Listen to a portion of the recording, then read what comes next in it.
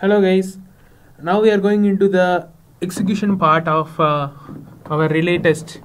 So let's see what happens when we send a message to the AS2 send side. AS2 send side.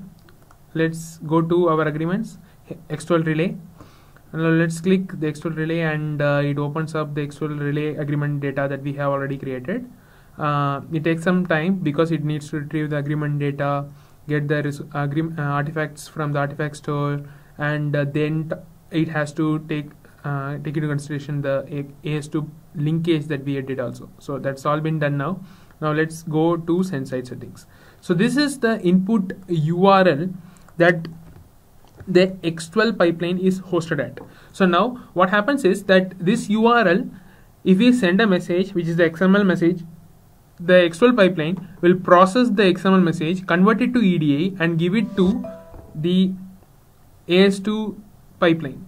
And in the AS2 pipeline, what happens is the input in the X12 EDI flat file message is processed and sent out to the relay service that we have already hosted. So that's what we are going to try out, and for this we need to use the message sender. Let's go use the message sender to send this message. So this is a message sender that I have already built out. It's present in your tools folder. So let's go to this place. I can actually use the same thing. I'll hit escape, go back to this and come here. Sorry,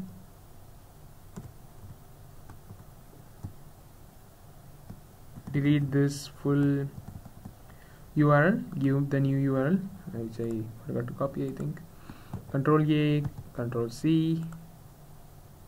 Sorry, let's go to this guy.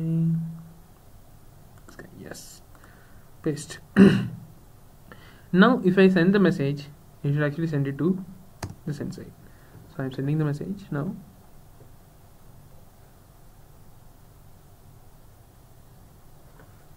And we should be receiving a message in AS2 receive 1.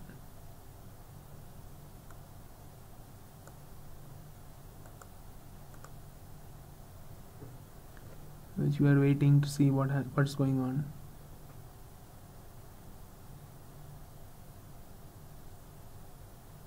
Message is received.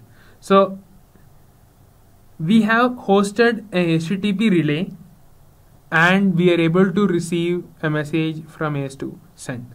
So this is the entire tutorial that I wanted to show you guys, that you don't need a publicly accessible website to do the entire scenario, but just you have to change 2 lines in this code, which I will show you now. Go to relay receiver service, go to setup one-way function, which is inside the route setup.cs, and change the binding security.mode to none, end-to-end basic. Don't worry about that. Just put dot and you will select none.